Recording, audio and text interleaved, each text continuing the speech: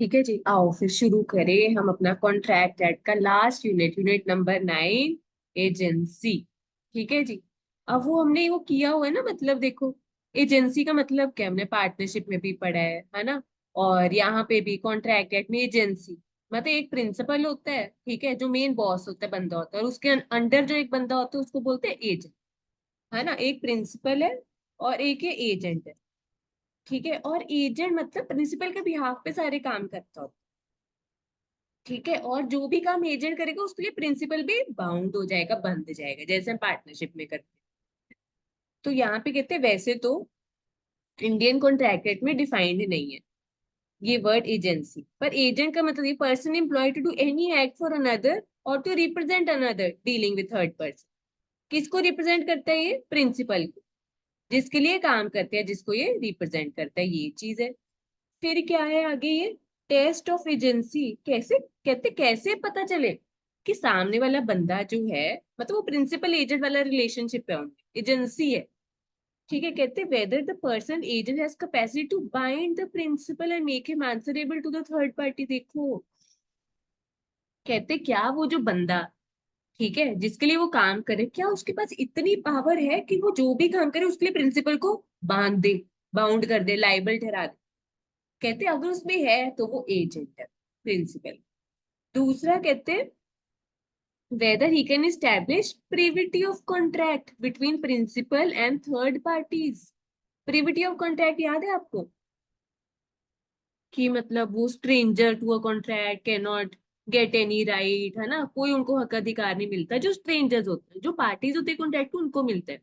अच्छा, एक ऊपर हम कह रहे हैं जो एजेंट करेगा उसके लिए प्रिंसिपल भी लाइबल होगा, मतलब थर्ड पार्टीज। ठीक है, अगर कुछ पैसा पूसा कुछ क्लेम करना है, अगर एजेंट से नाम ले तो प्रिंसिपल से भी मांग सकते हैं। तो यहाँ पे प्रिविटी ऑफ कॉन्ट्रैक्ट भी स्टेब्लिश हो जाता है प्रिंसिपल और थर्ड पार्टीज के बीच में। ये भी पार्टी है टू अ कॉन्ट्रैक्ट, कौन? प्रिंसिपल भी है, बेशक प्रिंसिपल डायरेक्टली नहीं इन्वॉल्व, पर इनडायरेक्टली है। हाँ जी, समझ आया ये? Yes ma'am. चलो जी आगे चलो। फिर appointment and authority of agent. कहते कौन person qualified to appoint agent, मतलब यहाँ पे प्रिंसिपल की बात हो रही, कौन सा बंदा प्रिंसिपल बन सकता है, बॉस बन सकता है। कहते या तो वो क्या हो, प्रिंसिपल मेजर हो और साथ में साउंड माइंड हो। भाई जो बॉस होता है, जो लीड करता है, वो मेजर होना चाहिए, 18 से प्लस, और साउंड माइंड। और एजेंट कौन बन सकता है? कहते एजेंट माइनर भी हो सकता है, कोई दिक्कत वाली बात नहीं है। ठीक है, और कहते हैं अगर ये अनसाउंड माइंड है तो भी कोई दिक्कत वाली बात नहीं है। मतलब ये दोनों किस में आ गई, जो हम कॉन्ट्रैक्ट में पढ़ते थे कि these are incompetent to contract, मतलब ये लायक नहीं कॉन्ट्रैक्ट में एंटर होने के, पर एजेंट बन सकते हैं। अच्छा, इसमें थर्ड पार्टी को कुछ नुकसान नहीं होगा अगर ऐसे ये बोल रहे हैं कि एजेंट जो है, चाहे बच्चा हो, चाहे दिमागी हालत ठीक ना हो, तो थर्ड पार्टी डील कर सकती है, इसमें थर्ड पार्टी का नुकसान नहीं है? है मैम। क्या है?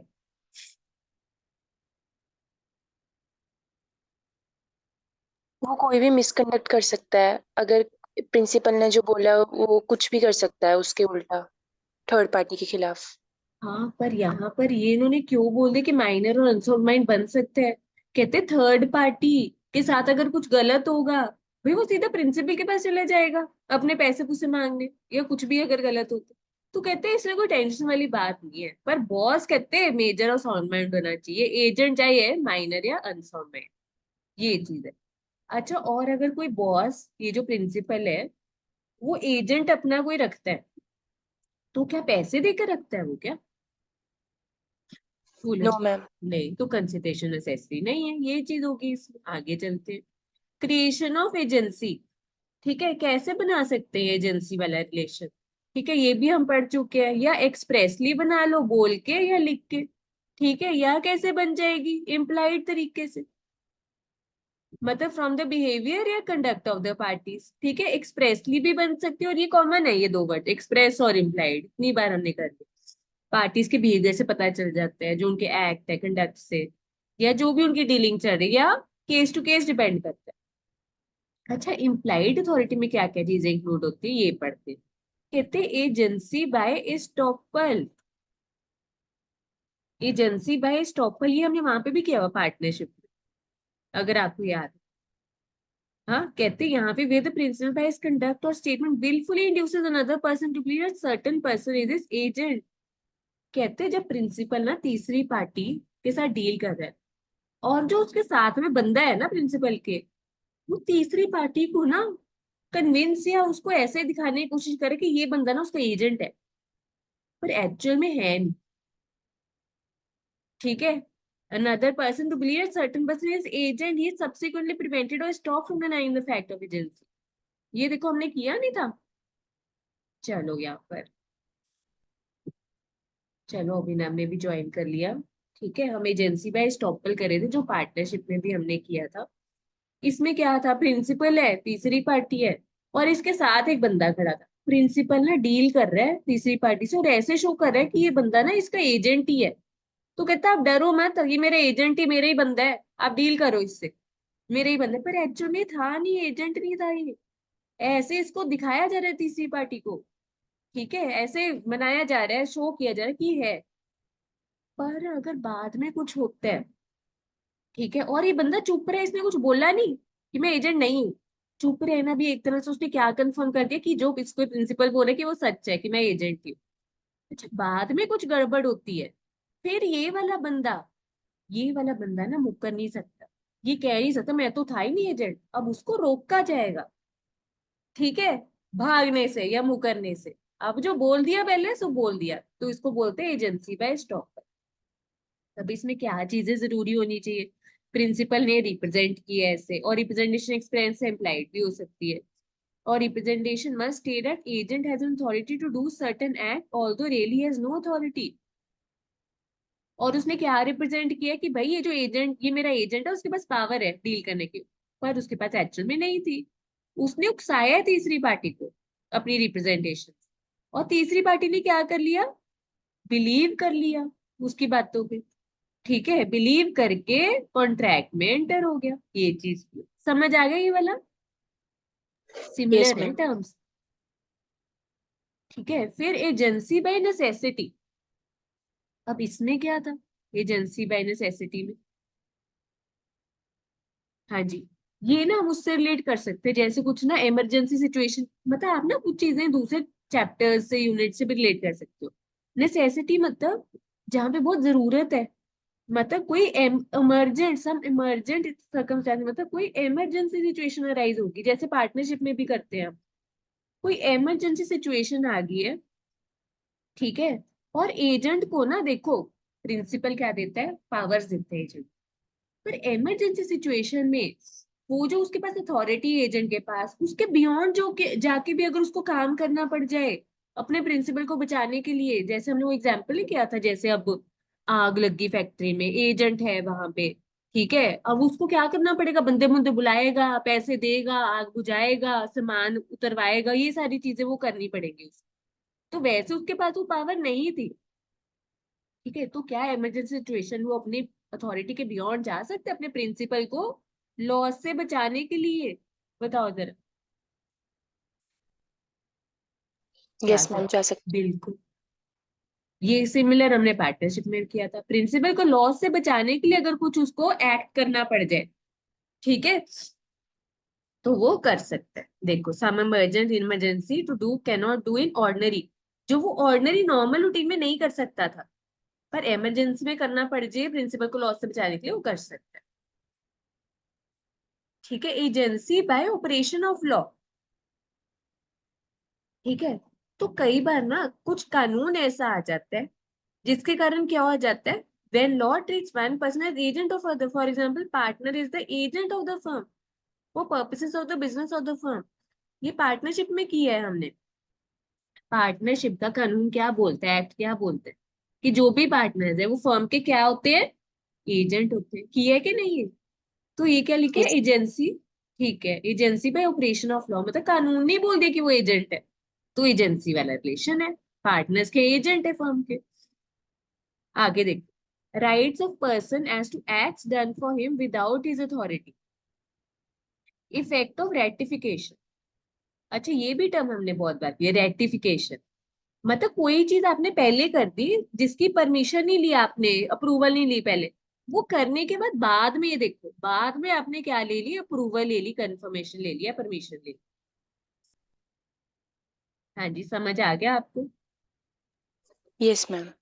ठीक है, तो बाद में आपने कुछ उनसे अप्रूवल ले लिया अपने प्रिंसिपल से या जो भी ऑथराइज पर्सन है। ठीक है, तो ये हो गया rectification means approving a previous act और ट्रांजेक्शन। ठीक है, रेक्टिफिकेशन एक्सप्रेस भी हो सकती है, इम्प्लाइड भी हो सकती है। तो भाई पहले आपके पास वो एजेंट के पास अथॉरिटी नहीं थी, पावर नहीं थी, वो काम कर दिया। पर अगर वही वाले काम को उसके प्रिंसिपल ने एक्सेप्ट कर लिया, बाद में कंफर्म कर लिया, मान लिया कि कोई बात नहीं ठीक है, तो वो क्या हो जाएगा, वो रेक्टिफाई हो जाएगा उसका है, और एजेंसी वाला रिलेशन फॉर्म हो जाएगा, एजेंसी बाय रेक्टिफिकेशन। ये हो गया। और एसेंशियल्स ऑफ वैलिड रेक्टिफिकेशन क्या है?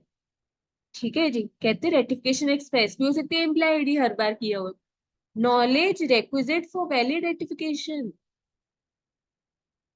ठीक है, अब कहते हैं रेक्टिफिकेशन तभी करोगे कि पूरी जानकारी है, पूरी इंफॉर्मेशन आपके पास है।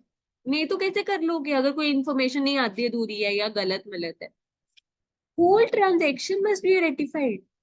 कहते हैं जो काम किए एजेंट ने वो पूरा का पूरा रेक्टिफाई होना चाहिए, ना कि वो आधा अधूरा कर दो। आधा अधूरा क्या करेंगे, वो करो ही ना मत फिर। Rectification can not injure third person. भाई अगर वो जो काम किया एजेंट ने, उसका अगर रेक्टिफाई से कंफर्म करने से प्रिंसिपल से अगर किसी तीसरी पार्टी का नुकसान होता तो वो मत करेगा, फिर वो प्रिंसिपल नहीं करेगा रेक्टिफाई। रीजनेबल टाइम में क्यों होना चाहिए, ये नहीं कि आज ये काम 10 साल बाद करो, फिर क्या असर रहा फिर। कम्युनिकेट करो दूसरी पार्टी को अगर रेक्टिफाई हो जाए। ठीक है, और जो काम कर रहे हो ना, एजेंट ने जो काम किए, जो आप कंफर्म करा रहे हो बाद में प्रिंसिपल से अप्रूवल ले रहे हो, ठीक है, या एक्सेप्ट करवा रहे हो, तो वो काम वैलिड होना चाहिए, वॉइड नहीं होना चाहिए, इलीगल नहीं होना चाहिए। ठीक है, नॉट वॉइड नॉट इलीगल। ठीक है, जैसे गलत मलत साइन कर दिए, फॉर्ज्ड, ठीक है, क्रिमिनल कोई ऑफेंस किया है, तो उस केस में नहीं वो वैलिड होगा फिर, आप तब नहीं रेक्टिफाई करा पाओगे। ठीक है, चलो लक्ष्य ने भी ज्वाइन कर लिया। ठीक है, तो हमारे अब आगे चलते हैं हम, एक्सटेंट ऑफ एजेंट्स अथॉरिटी। हाँ जी, यहाँ तक आ गया समझ में? Yes ma'am. ठीक है, तो अभी तक हमने क्या क्या चीजें की हैं? हमने एजेंसी का मतलब देखा है, प्रिंसिपल एजेंट का मतलब देखा, कैसे चेक कर सकते हैं कि एजेंसी वाला रिलेशन है वो देखा, फिर कौन प्रिंसिपल और एजेंट बन सकते हैं और कैसे बन सकती है एजेंसी, वो किया। फिर उसके बाद यहाँ पर एक्सप्रेस एक्सप्रेस अथॉरिटी और इम्प्लाइड अथॉरिटी में agency bye stopper, agency bye necessity, operation of law और रेक्टिफिकेशन के बारे में हमने डिटेल में पढ़ाया। ठीक है, अब हम क्या पढ़ने लगे, एक्सटेंट ऑफ एजेंट्स अथॉरिटी। भाई एजेंट के पास जो पावर है, अथॉरिटी है, जो काम करने की पावर है, कहाँ तक सीमित है, कहाँ तक एक्सटेंड हो सकती है, वो बताया हो, कहाँ तक वैलिड है। एजेंट्स अथॉरिटी नॉर्मल सर्कमस्टांसेस, कहते हैं नॉर्मल रूटीन में, normal in the ordinary course of business में एजेंट के पास वो अथॉरिटी होती है, वो हर लॉफुल काम करने की, जो जरूरी होता है वो काम करने के लिए, जो उसको काम करने हैं। ठीक है, नॉर्मल रूटीन में। ठीक है, जो आपके पास पावर होता है, अब जैसे मैं पढ़ा रही हूँ तो मेरे पास पावर है कि मतलब मैं आपके टेस्ट भी लूँ जब मर्जी, एक्स्ट्रा क्लास भी लूँ, तो ये नॉर्मल बिजनेस में, नॉर्मल टीचिंग में जो मुझे काम करने हैं, उससे रिलेटेड जो भी लॉफुल चीजें मुझे करनी पड़े, वो मेरे पास पावर है, ये है। एजेंट्स अथॉरिटी इन इमरजेंसी, ये अभी ऊपर पढ़ के आए हैं हम। अगर कुछ इमरजेंसी सिचुएशन अराइज होती है, तो भाई बेशक पहले नहीं थी power ordinary course of business में एजेंट के पास, ठीक है, पर इमरजेंसी सिचुएशन में अगर उसको कुछ ऐसा एक्ट करना पड़ा, ऐसे स्टेप्स लेने पड़े अपने प्रिंसिपल को नुकसान से बचाने के लिए, देखो protecting his principal from loss, तो वो उसकी अथॉरिटी ही में ही माना जाएगा। जैसे आपको बताया था ना, गोडाउन में, फैक्ट्री में आग लगी, तो फटाफट वो लोगों को बुलाएगा आग बुझाने के लिए, सामान उठवाने के लिए, या कुछ भी, तो पैसे देने पड़ेंगे। नॉर्मल रूटीन में नहीं है पावर उसका, पर इमरजेंसी में अपने प्रिंसिपल को नुकसान से बचाने के लिए वो कर सकता है।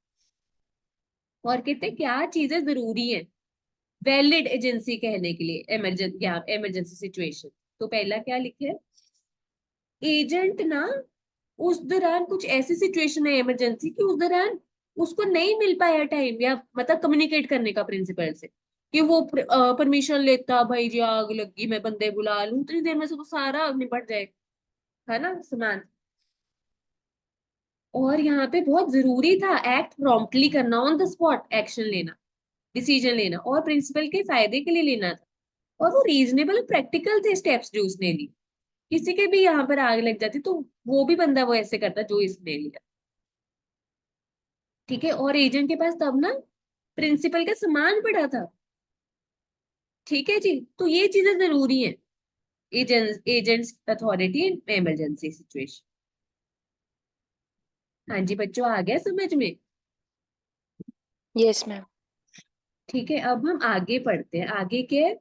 ठीक है, सब एजेंट, और दूसरा हमने क्या पढ़ना है, ये देखो, सब एजेंट है, फिर उसके बाद हमने पढ़ना है सब्स्टिट्यूटेड एजेंट।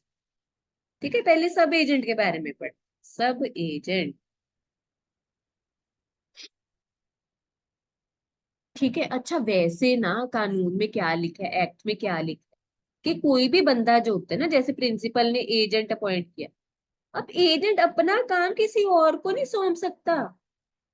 मतलब एजेंट को अगर अपना काम करना है, उसको खुद करना है, वो डेलीगेट नहीं कर सकता किसी और बंदे को, ऐसा कानून ने बोला हुआ है कि एजेंट डेलीगेट नहीं कर सकता, agent can not lawfully employ another person, कोई और बंदा नहीं रख सकता अपना काम करवाने के लिए, ये बोला हुआ है कानून। ठीक है, वैसे ये बोला हुआ है जनरली। अब सब एजेंट का मतलब देखते हैं। कहते हैं सब एजेंट एक्चुअली मतलब क्या है, यही है जो ऊपर पड़ा है, जो लॉ ने मना किया है ना। अब यहाँ पे मतलब ही वही है, देखो, कहते जो person employed by an acting under control of original agent in the business of agency. कहते एजेंसी के बिजनेस में जहाँ पे प्रिंसिपल एजेंट वाला रिलेशन है। ठीक है जी, तो वहां पे ना एजेंट को कई बार बंदा रखना पड़ता है। ठीक है जी, जो कि किसके लिए काम करता है, एजेंट रखता है ये बंदा, और ये बंदा किसके लिए काम करता है, एजेंट के लिए काम करता है, उसके बिहाफ पे काम करता है। एजेंट प्रिंसिपल के बिहाफ पे काम करता है, और ये सब एजेंट एजेंट के बिहाफ पे काम करते हैं। हाँ जी, समझ आया आपको? हाँ जी, आ रहा है समझ में? बोलो जी बोलो। Yes ma'am. ठीक है, हाँ जी। तो यहाँ पर क्या बोले, एजेंट अपॉइंट्स अनदर एजेंट। कहते वैसे तो ये लॉफुल नहीं है, बिकॉज एजेंट डेलीगेट नहीं कर सकता अपना आगे का। ठीक है, this is based on Latin principle delegators non potens delegate. ठीक है, प्रिंसिपल आगे अपना काम देते हैं, और ये आगे अपना दूसरे बंदे को देते हैं, इस बंदे को क्या बोला जाता है, सब एजेंट।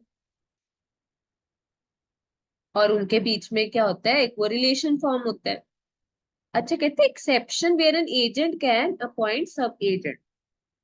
कहते वैसे तो हमने ऊपर देखे कानून ने, लॉ ने मना किया हुआ है कि एजेंट अपना काम नहीं किसी और से करवा सकता, बंदा नहीं रख सकता। तो पर कौन से ऐसे एक्सेप्शन है, केसेस है जब बंदा आगे डेलीगेट कर सकता है, मतलब लॉ ने मना किया पर कुछ एक्सेप्शन है। कहते कि जहां पे क्या लिखा हुआ है, ऑलरेडी कॉन्ट्रैक्ट है किसके बीच में, प्रिंसिपल और एजेंट के बीच में है कॉन्ट्रैक्ट, और उसमें लिखा हुआ है। ठीक है, और उसमें क्या लिखा हुआ है, ऑलरेडी लिखा हुआ है कि अगर एजेंट को लगी जरूरत तो वो एक वो बंदे बंदे को अपॉइंट करके उससे करवा सकते हैं अपना काम। कहते हैं appointment seven would be valid terms of appointment originally contemplated it. भाई जो उनके बीच में अग्रीमेंट था, कॉन्ट्रैक्ट था, उसमें लिखा हुआ था कि एजेंट का जरूरत पड़े तो वो अपॉइंट कर सकता है बंदा, तो आप रख सकते हो। दूसरा कहता है customs of trade. Customs of trade का क्या मतलब था? की रिचुअल्स है वहां पे। रिचुअल्स, या बोल दो कि जैसे सपोज यहाँ पे जो प्रिंसिपल का काम था ग्रोसरी शॉप, ठीक है, मतलब उसका ट्रेडिंग किस चीज से रिलेटेड था, ग्रोसरी का खरीदना बेचना, ये वाला काम। कहते हैं आमतौर पे मार्केट में जो और भी जिसका धंधा है ग्रोसरी वाला, उन्होंने भी क्या किया हुआ है, आगे एजेंट ने, उनके एजेंट ने आगे सब एजेंट रखा हुआ है। कहते हैं अगर आमतौर पे वैसे धंधे वालों ने, वैसे बिजनेसमैन ने अपने एजेंट को अपॉइंट करके आगे सब एजेंट रखे हुए हैं, आमतौर पे सभी ऐसे कर रहे हैं, तो कहते फिर वो चीज इलीगल नहीं है, फिर आप भी रख लो, कोई दिक्कत वाली बात। कहते हैं और जो सब एजेंट है ना, would be treated as agent of principal. Sub agent भी एक तरह से प्रिंसिपल का एजेंट माना जाएगा। देखो ना, प्रिंसिपल ने एजेंट रखा, एजेंट ने सब एजेंट रखा, ये इसके लिए काम करे, ये इसके लिए काम करे। तुम ये भी तो बोल सकते हैं ना, इनडायरेक्टली ये इसी के लिए काम कर रहा है, सिंपल, डायरेक्टली इसके लिए, इनडायरेक्टली इसके लिए।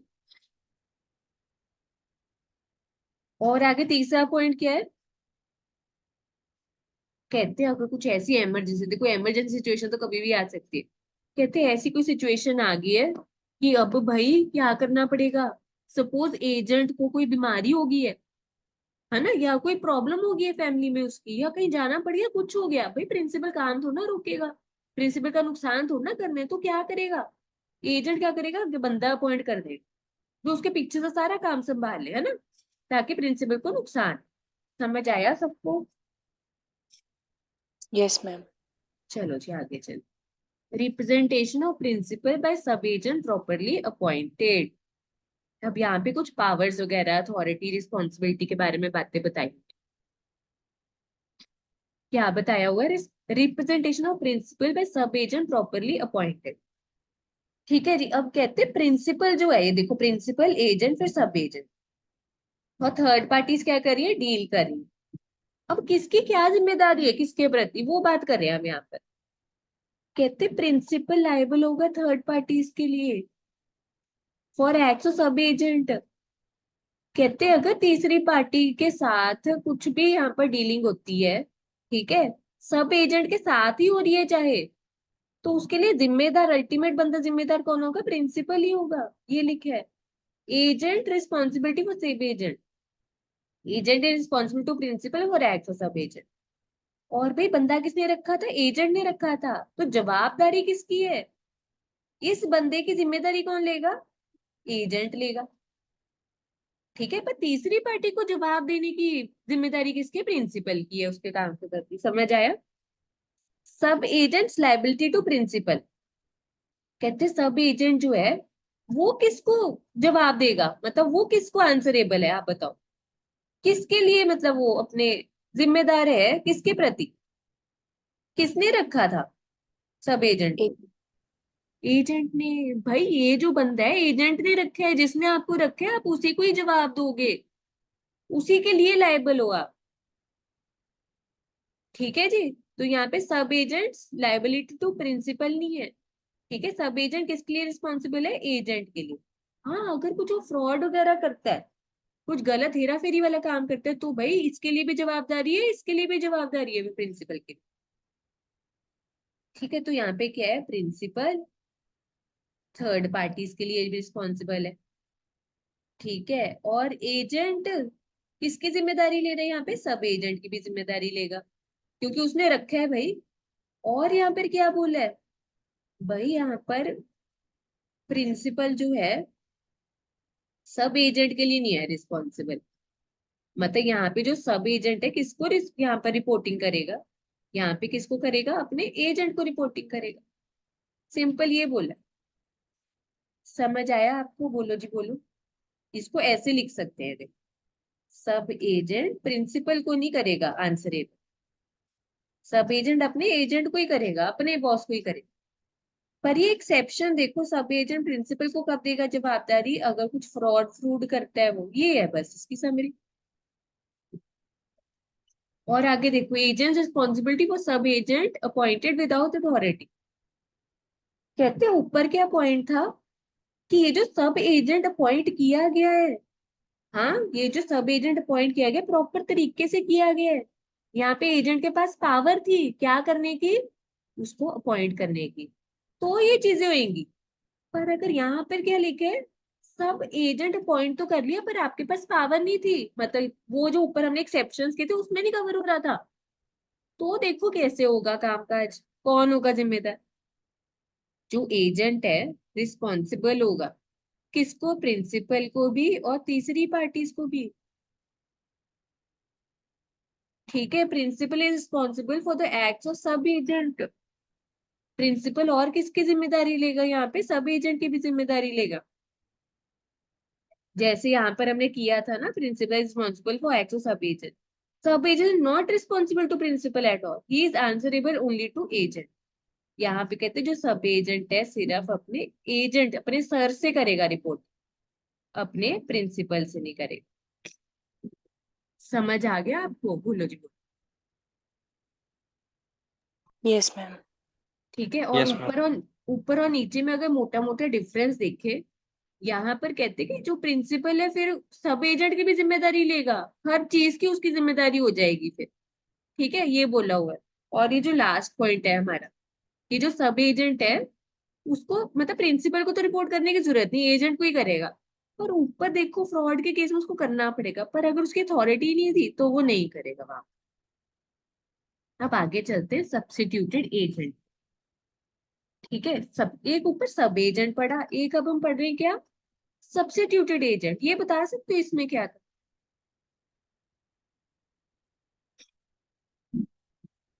बोलो जी बोलो।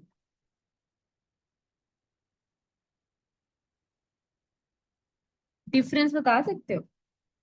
जब एजेंट ने रिप्लेस करके अपना सब एजेंट रखा है, सब एजेंट को रिप्लेस करके रखा है अगर। हाँ, चलो सब एजेंट को हम इसमें बीच में नहीं घुसाते, बस डिफरेंस बता दो क्या है।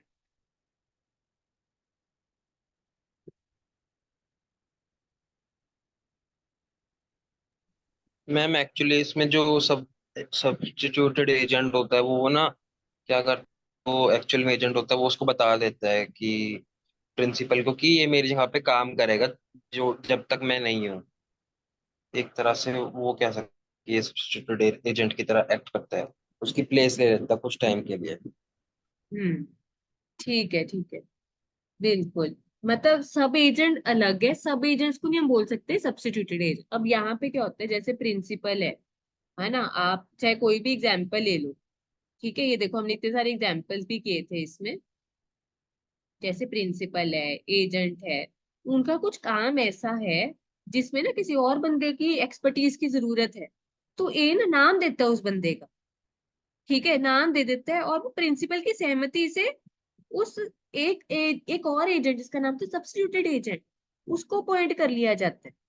सब्स्टिट्यूटेड एजेंट को अपॉइंट कर लिया जाता है, मतलब एजेंट ना क्या करते हैं, इसका नाम देते हैं प्रिंसिपल को कि भाई हमारा जो ये काम है ना, वैल्यूएशन वगैरह वाला, इसमें ये बंदा एक्सपर्ट है, हम इसको रख लेते हैं। ठीक है, तो प्रिंसिपल की सहमति से इस बंदे को रख लिया जाएगा, इसको बोलते हैं सब्स्टिट्यूटेड एजेंट। ठीक है जी, और ये एजेंट ऑफ प्रिंसिपल की तरह एक्ट करता है हमारा। जैसे यहाँ पे ए ने ऑथराइज कर दिया बी को, a merchant in Kolkata to recover money is due to A from C. ठीक है जी, अब देखो यहाँ पे क्या है, ए ने क्या कर दिया, बी को ऑथराइज कर दिया कि तू पैसे ले लियो, to recover the money is due to A from C, कि तू सी से पैसे रिकवर कर लियो। बी ने क्या कर दिया आगे ना, डी को इंस्ट्रक्ट कर दिया, a solicitor to take legal proceedings against C and company for the recovery of the money. आप बताओ क्या ये जो बी ने ए ने बी को कहा कि तू पैसे रिकवर करवा, मेरी मदद कर सी से पैसे निकलवाने में, वो दे नहीं रहा।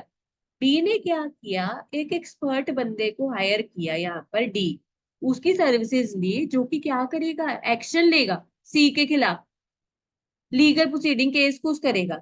अब आप तो ये क्या इसके अंडर है बंदा, सब एजेंट है क्या ये अलग एक स्पेशल अलग से एक्सपर्टाइज्ड बंदा है अपनी फील्ड का, बताओ जरा। हाँ जी, ये इसके अंडर अलग। डी। हाँ, बी के अंडर थोड़ी ना डी। सब एजेंट क्या था, प्रिंसिपल एजेंट, फिर एजेंट ने अपने अंडर रखा हुआ अपना काम करवाने के लिए, यहाँ पे हम उसकी सर्विसेज ले रहे हैं। ठीक है, वो कोई उसके अंडर नहीं है, ये चीज है यहाँ पर। ठीक है, और कहते हैं कि इधर वो नाम दे सकते, agents duty naming such person, agents is bound to exercise the same amount of discretion as a man of ordinary prudence will exercise. He is not responsible to principal for acts or negligence of agents so selected. कहते हैं agent की duty क्या है कि principal को नाम बता दे। Principal ना कह रहा है कि यार मेरे को नाम बता दे, बंदों की जरूरत है जो ये काम कर दे। एजेंट की ड्यूटी है नाम बताना, पर एजेंट जिम्मेदार नहीं होगा उसके काम के प्रति। देखो ये सबसे मेजर डिफरेंस है। एक तो क्या था, जो सब एजेंट था, एजेंट के अंडर था, तो जो ये काम करेगा उसकी जिम्मेदारी एजेंट की भी थी। अब आप बताओ यहाँ पे सब्सिट्यूटेड एजेंट है, वो क्या उसके अंडर है? ये हमने कहा नहीं। तो क्या उसकी जिम्मेदारी होगी फिर एजेंट की, वो जो भी काम करता है उसके प्रति, बताओ जरा।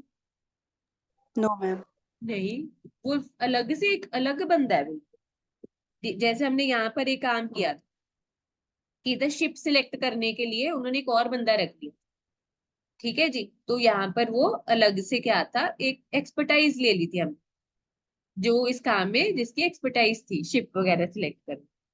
समझ आया कि और एग्जाम्पल्स करें, बताओ आ गया समझ में?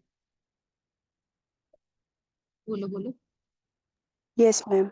आ गया, ठीक। अब मोटे मोटे हमें क्या देख लेते हैं, डिफरेंसेस देख लेते हैं सब एजेंट सब्स्टिट्यूटेड एजेंट। ठीक है, यहाँ पे सब एजेंट किसके कहने पे चलते हैं, एजेंट के। सब्स्टिट्यूटेड एजेंट प्रिंसिपल के कहने पे चलता है, एजेंट के अंडर थोड़ी ना। ठीक है, एजेंट यहाँ पे डेलीगेट करता है काम। यहाँ पे एजेंट अपना काम क्या डेलीगेट कर रहे हैं, नहीं ना। वो तो एक पार्ट ऑफ बिजनेस था, है ना। वो डेलीगेट नहीं करा, एक अलग हिस्सा था काम का जो उसको दिया गया करने।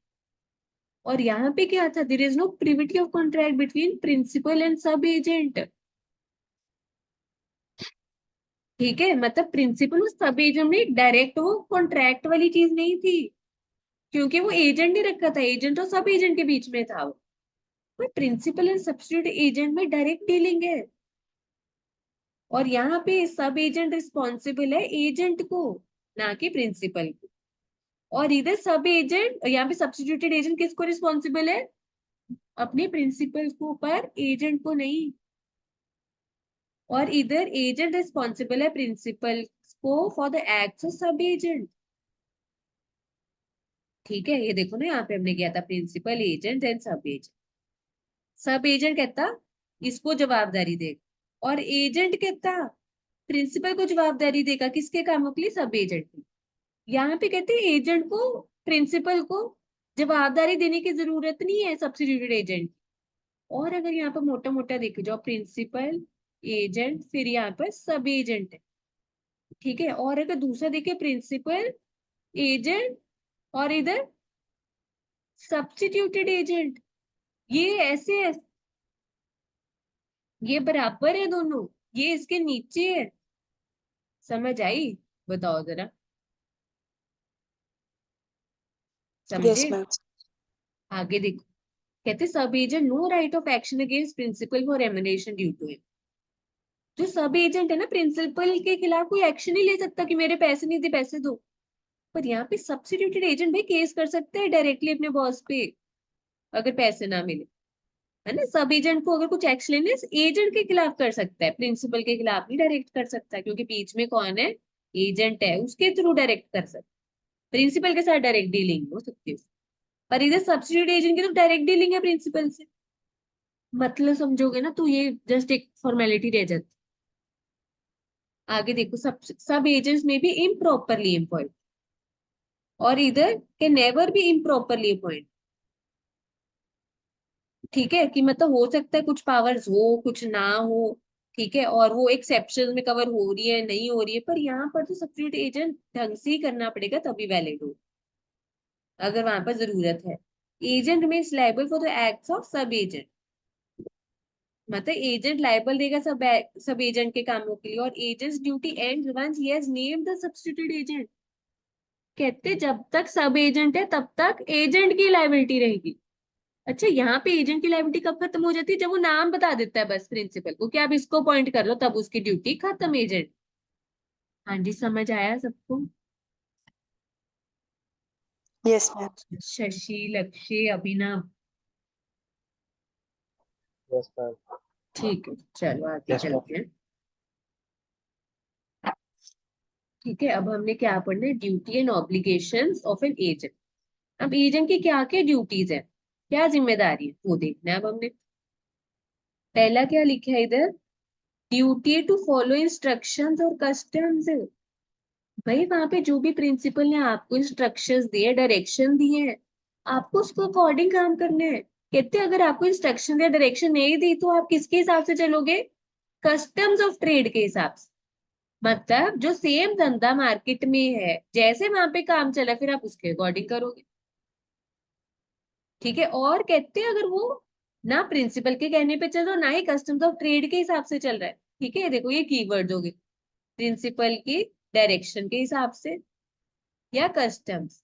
और अगर वो इसके हिसाब से नहीं चलता, और अगर लॉस होता है, तो भाई फिर वो कंपनसेट करेगा प्रिंसिपल को, ये है यहाँ पर दिया हो। आगे देखो क्या दिया हो, duty of reasonable care and scale. भाई यहाँ पे उसकी पूरी ड्यूटी बनती है एजेंट की, पूरा ध्यान पूर्वक पूरा अपना टैलेंट स्किल इंटेलिजेंस यूज करके अपना काम करे प्रिंसिपल का।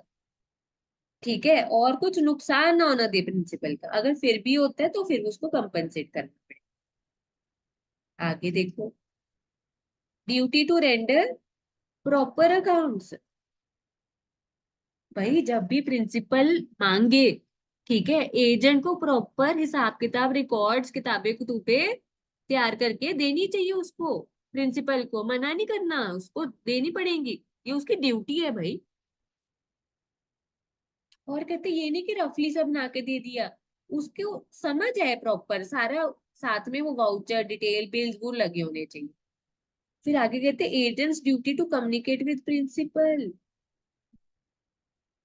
कहते हैं ऐसा ना हो कि प्रिंसिपल ने एजेंट अपॉइंट कर दिया और एजेंट बात ही नहीं कर रहा, कुछ डिस्कस ही नहीं कर रहा प्रिंसिपल से, कहीं मुश्किल भी आ जाए तब भी कम्युनिकेट नहीं कर रहा, डिस्कस नहीं कर रहा। तो कहते करना चाहिए, डिस्कस करो, कम्युनिकेट करो। और आगे क्या लिखे है, duty not to deal on his own account. इसका क्या मतलब है,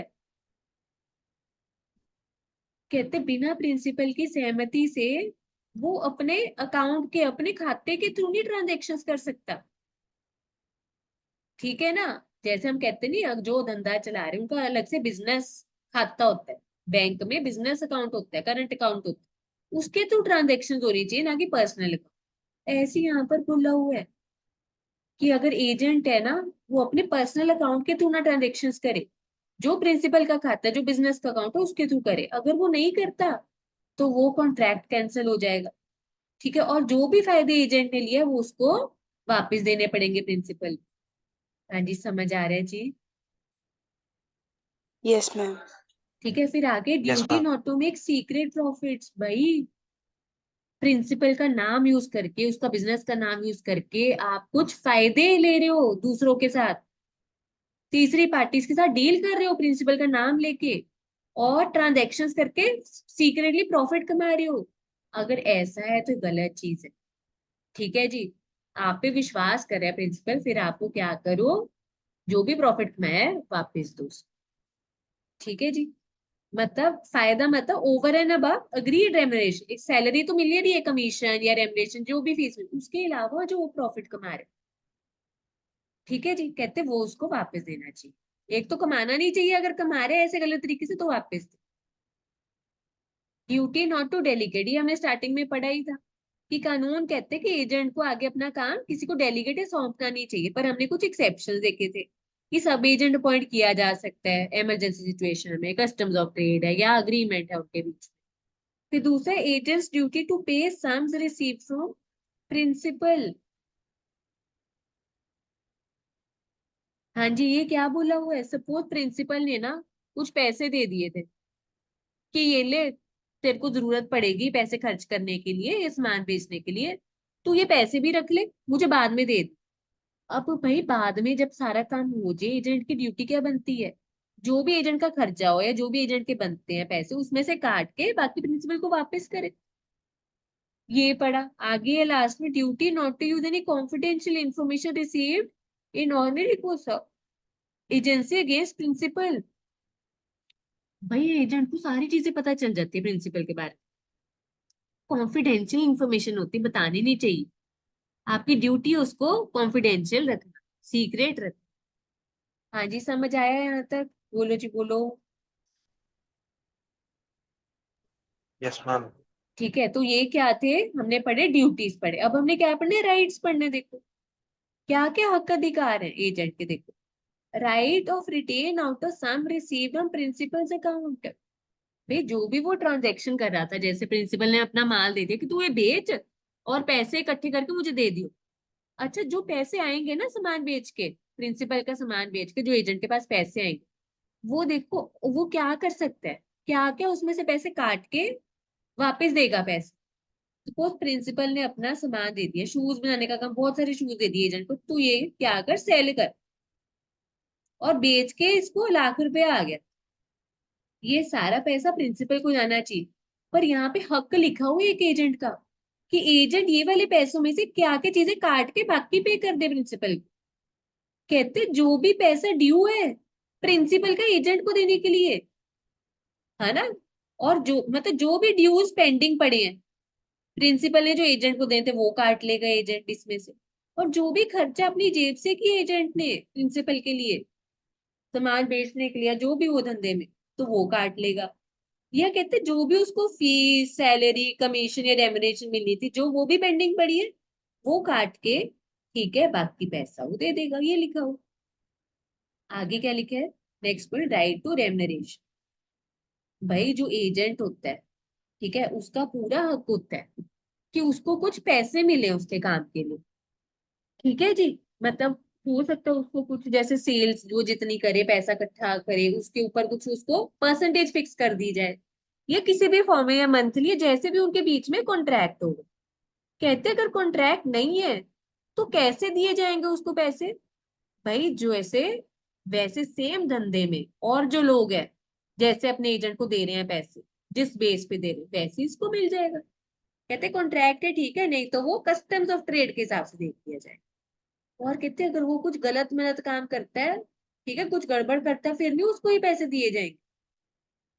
समझ आ रहा है जी। Yes ma'am. फिर आगे, एजेंट्स लियन ऑन प्रिंसिपल्स प्रॉपर्टी। अभी कल हम पढ़ के आए हैं। लियन, लियन का क्या था मतलब, बताना जरा। रिटेन करके रखना अपने पास कुछ। बिल्कुल बिल्कुल, अपने कब्जे में रखना। किसी और का सामान हमने अपने कब्जे में रख लिया, रिटेन करके रख लिया। तो कहते हैं अगर कोई कॉन्ट्रैक्ट नहीं है, एजेंट के पास क्या हक होता है कि वो अपने पास क्या रख ले, अपने कब्जे में रख ले, प्रिंसिपल का सामान जो पड़ा, या उसके कागज पत्र, जो भी और प्रॉपर्टी प्रिंसिपल ने उसको दी थी, वेदर मूवेबल इमूवेबल, जो उसको प्रिंसिपल से मिली थी, वो अपने पास रख सकते हैं। कब तक रख सकते हैं और क्यों रख रहे हैं, मेरे को बताना।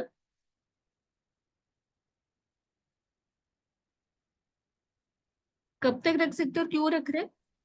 जब तक उसकी जो अमाउंट ड्यू है वो उसको मिली नहीं है। बिल्कुल, जो भी उसको रेमुनरेशन या कमीशन या जो भी पैसा उसका बनता है, उसको अगर प्रिंसिपल नहीं देगा तो उसके पास क्या हक है। जितना भी सामान, प्रॉपर्टी, एसेट, कागज पत्र जो भी पड़े हैं अपने कब्जे में, अपने पास रिटेन करके रखे। जब प्रिंसिपल दे देगा वापस वो सारा सामान। ये लिखा हो। ठीक है, और क्या कंडीशन है कि लॉफुली, यहाँ पर कानून में लिखा हुआ है, ऊपर कहा था ना कि रेमुनरेशन रिसीव करने का पूरा हक है। तो यहाँ पे कमीशन कमीशन या जो भी पैसे मिलने का उसको पूरा हक है, वो लॉफुली मांग रहे।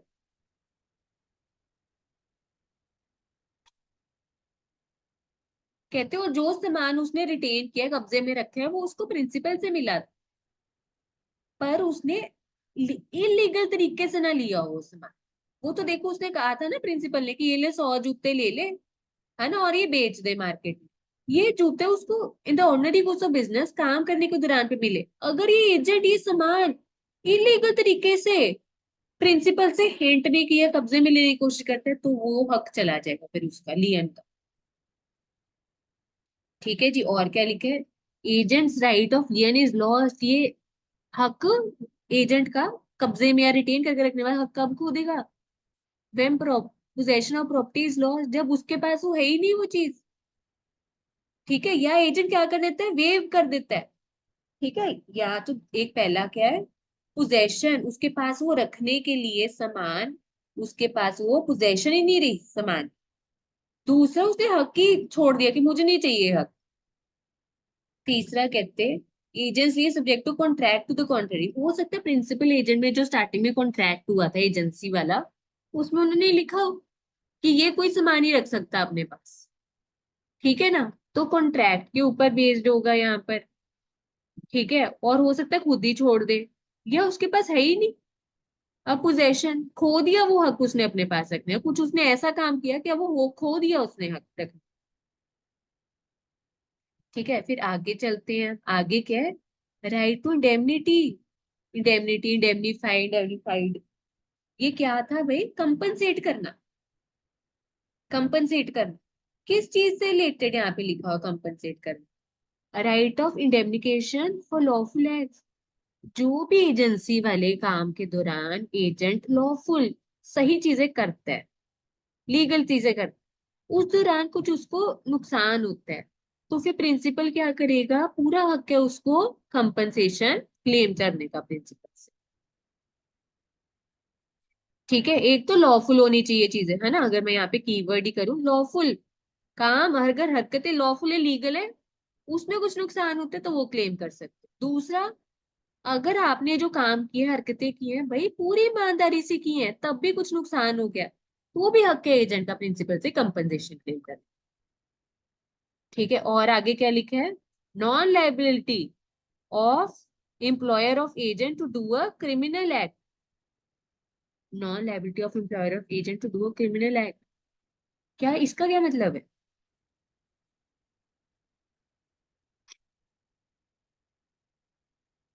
कहते प्रिंसिपल की कब नहीं होगी यहाँ पर ये लाइबिलिटी कि उसको कंपनसेट करे एजेंट को।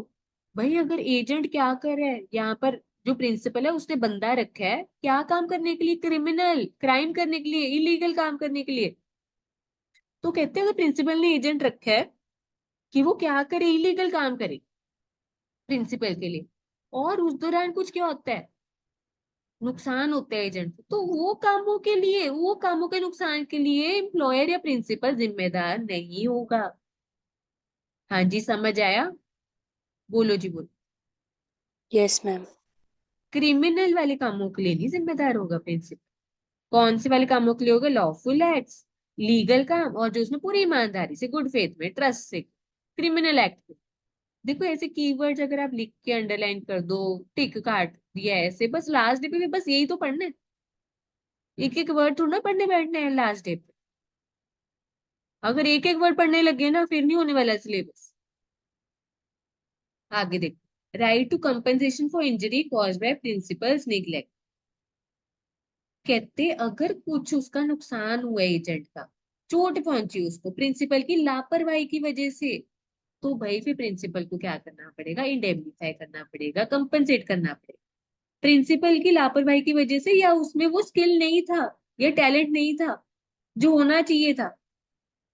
ठीक है, जैसे हमने कहा था ये वो कुछ बिल्डिंग बना रहे थे, उन्होंने अपनी वो एक वो होती नहीं वो, डंडे से लगा रहे होते हैं, मैं नाम भूल गई क्या, है ना वो, लगा रहे होते हैं वो, ढंग से नहीं लगाए थे जिसके कारण वो बंदा गिर गया, चोट लग।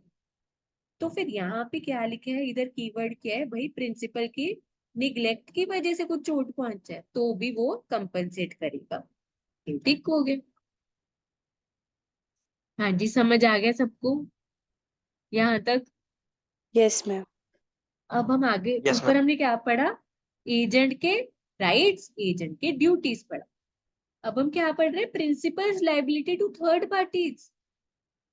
एजेंसी पढ़ रहे हैं ना, प्रिंसिपल का रेफरेंस होगा यहाँ पे, एजेंट का होगा सब एजेंट, सब्स्टिट्यूट एजेंट और थर्ड पार्टी, इनका नाम लिया जाए। तो प्रिंसिपल की क्या लाइबिलिटी है थर्ड पार्टीज के प्रति? अच्छा, यहाँ पे कहते हैं एजेंसी में क्या होता है, एजेंट जो है प्रिंसिपल के बिहाफ पे काम कर रहा होता है, उसके लिए डील कर रहा होता है थर्ड पार्टीज के साथ। तो एजेंट की ऐसा कोई पर्सनल लाइबिलिटी नहीं होती। ठीक है जी, वो उसकी कुछ उसको अपनी जेब से नहीं भरना, अगर करता है वो कुछ करता है तो वो क्लेम कर लेता है फिर प्रिंसिपल। ठीक है जी, और यहाँ पर क्या है आगे देखते हैं, principal's liability for the acts of agent. ठीक है, प्रिंसिपल लाइबल है, जो भी यहाँ पर एजेंट काम करता है उसके प्रति प्रिंसिपल लाइबल है, ये लिखा हुआ है principles liability for the acts of the agent. मतलब हमने किया था ना, प्रिंसिपल ने एजेंट रखा है और एजेंट थर्ड पार्टी से डील कर, तो जो भी ये डीलिंग चल रही है एजेंट की हरकतों के लिए प्रिंसिपल लाइबल ठहराया जाएगा। थर्ड पार्टीज मतलब इसके पास पहुंच सकती है, ये बोलो। ठीक है जी, ये हो गया। और एक ऊपर क्या आता है, no privity of contract and passing consideration between agent and third party. ठीक है, और एक हमने ये वाला भी पहले ना पॉइंट पढ़ लिया, देखो principles liability when agent exceeds authority, ये भी पीछे पढ़ के आए हैं हम। प्रिंसिपल की लायबिलिटी वो वाली कामों के लिए एजेंट की है जो एजेंट के पावर में नहीं थी, अथॉरिटी में नहीं थी। एजेंट ने ऐसे काम कर दिए जो उसको पावर नहीं दी गई थी वो काम करने के लिए, वो कामों के प्रति प्रिंसिपल की क्या लायबिलिटी है। कहते हैं अगर ऐसा कुछ काम किया है एजेंट ने, कुछ ऐसे काम कर दिए जो उसकी अथॉरिटी में है, और कुछ ऐसे काम कर दिए जो प्रिंसिपल ने उसको पावर नहीं दी थी करने के लिए, अगर वो सेपरेट हो सकते हैं तो उस केस में क्या होगा देखो। तो जो भी उसने क्या किए अपनी अथॉरिटी में रह के काम किए, वो वाले कामों के प्रति प्रिंसिपल को बाइंड कर दिया जाएगा, लायबल ठहरा दिया जाएगा। अच्छा आप बताओ, जो उसको पावर दी ही नहीं प्रिंसिपल ने वो कामों के लिए, क्या प्रिंसिपल लायबल को ठहरा सकते हैं प्रिंसिपल को? बताओ सर। No ma'am. बिल्कुल भी नहीं। तो यहाँ पे जो विद इन अथॉरिटी वाले जो काम है वही वाले कामों के लिए हम प्रिंसिपल को लायबल ठहरा सकते हैं, ये किया हमने। ठीक है, अब आगे देखो। Principal not bound when excess of agent authority is not separable.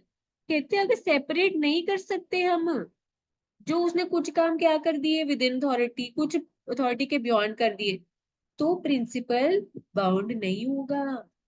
समझ आया? ऊपर से वो वाले कामों के लिए बाउंड होगा जो विद इन अथॉरिटी थे, पर अगर सेपरेट नहीं कर सकते फिर भाई प्रिंसिपल को बाउंड नहीं आप कर सकते, लाइबिलिटी ठहरा सकते, जिम्मेदारी ठहरा सकते। फिर तो कॉन्ट्रैक्ट ही कैंसिल कर दो आप, है ना। थर्ड पार्टीज क्या करेंगे, फिर कॉन्ट्रैक्ट ही कैंसिल कर सकते।